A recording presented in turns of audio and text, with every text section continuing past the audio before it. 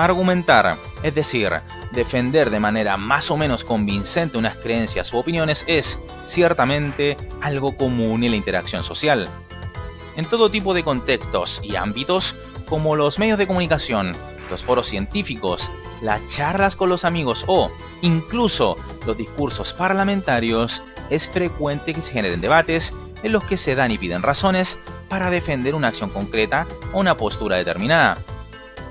Es por ello que es tan importante saber cómo argumentar correctamente porque, además de ser una acción cotidiana, es necesario saber cómo explicar el punto de vista propio en infinidad de situaciones, en las cuales, de lograr convencer a los demás, aquello puede implicarnos beneficios.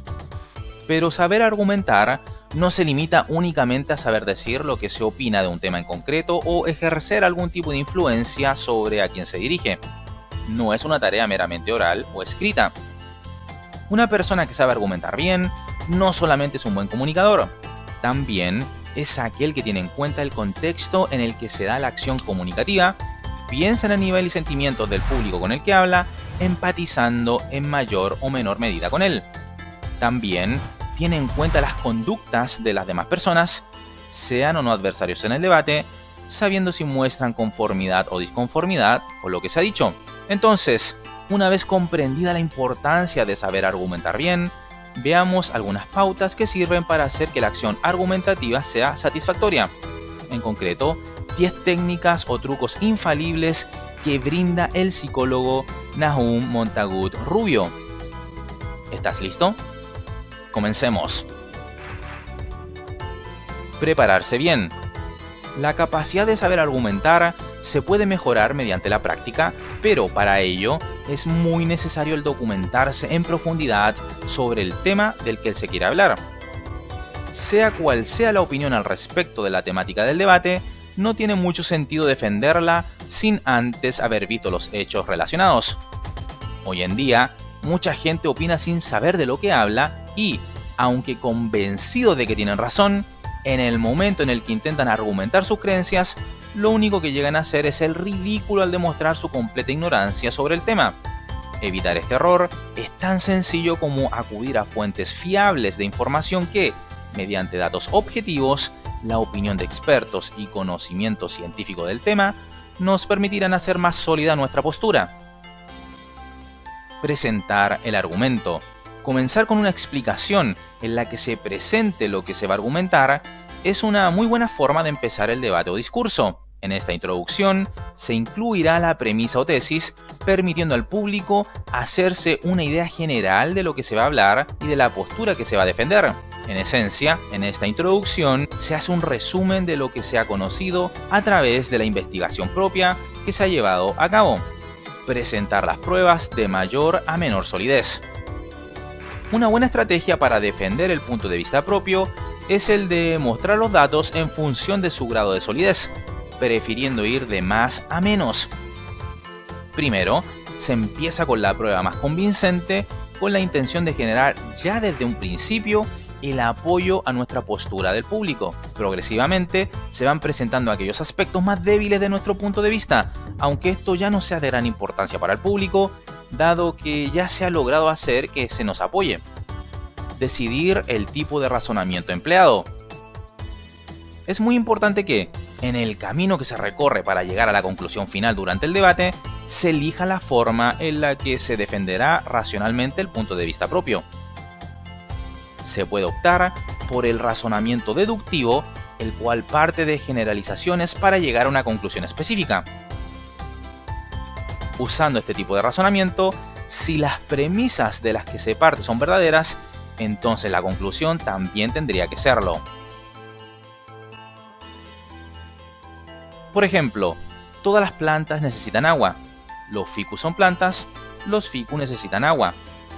Por el otro lado, también se puede hacer uso del razonamiento inductivo, con el cual se empieza con los aspectos más específicos, llegándose a una conclusión más general posteriormente. Por ejemplo, María comió chocolate y le cayó mal. Paula comió chocolate y también le cayó mal. Entonces el chocolate te hará sentir mal. En el pensamiento inductivo, si las premisas son verdaderas, la conclusión puede ser o no verdadera. Este tipo de razonamiento se utiliza en aquellos casos en los que se requiere hacer predicciones más que argumentaciones. No repetirse más de lo necesario. No se argumenta mejor por repetir una y otra vez lo mismo, ni tampoco por extenderlo con un montón de palabras que lo único que consiguen es marear al público. Si el discurso manifiesto es excesivamente largo, aumenta las posibilidades de cometer errores y aburrir. Esforzarse por comprender al adversario. En caso de que se esté en un debate oral o cualquier otro tipo de situación de este tipo, se debe hacer un esfuerzo por tratar de comprender la postura rival. Esto no quiere decir que se deba apoyar la postura del otro, claro está, pero sí que se debe tratar de ver los puntos que han explicado y en base a qué fuentes se amparan. Una vez comprendido el punto de vista ajeno, es más fácil defender con mejor éxito la postura propia, sobre todo porque se evitan los malos entendidos y el argumentar sobre aspectos que realmente el otro bando no ha dicho.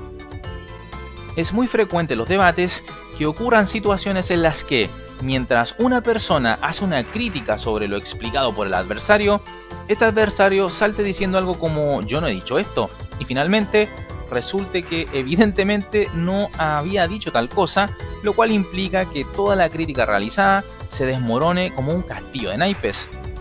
Dejar hablar y admitir errores.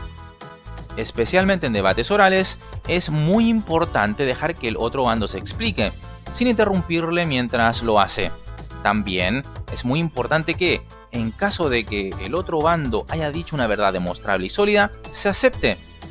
El negar los hechos, además de ser sinónimo de mentir, puede percibirse como tosudez y puede perjudicar más que beneficiar a la postura propia, dado que puede hacer que el público, al ver que uno de los datos que hemos expuesto es falso, el resto también corre el riesgo de serlo y nos podríamos estar negando a ello.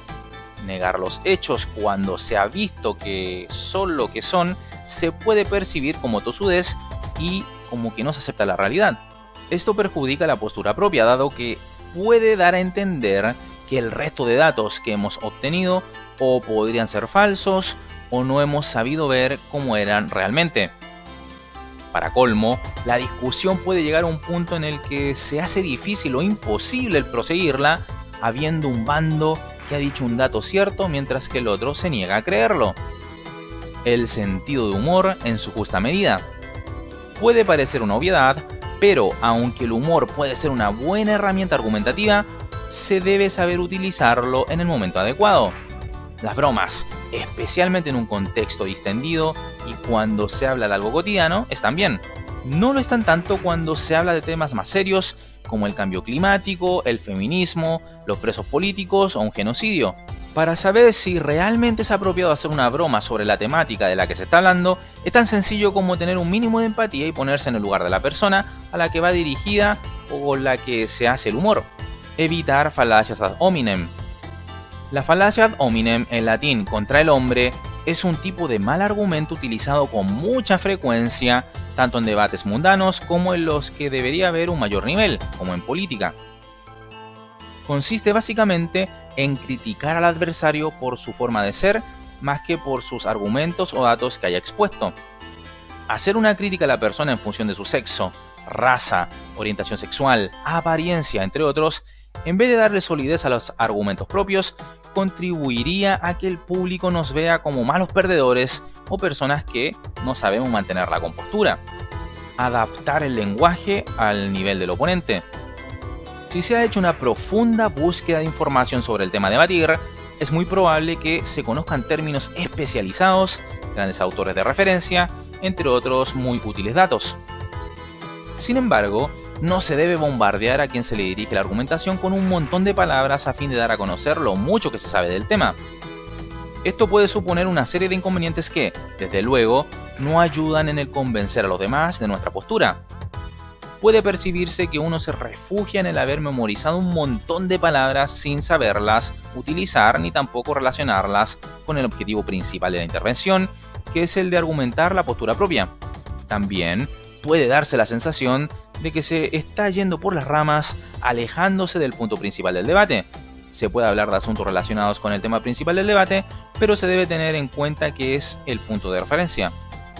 Por otro lado, y para asegurarse de que el oponente nos entiende claramente, es adecuado adaptar el lenguaje utilizado a su nivel. No en un acto paternalista, sino más bien con la intención de que no malinterprete lo que estamos diciendo o que se den malos entendidos. Como ves, puedes aplicar estos 10 trucos y así ganar los debates o discusiones en los que estés involucrado.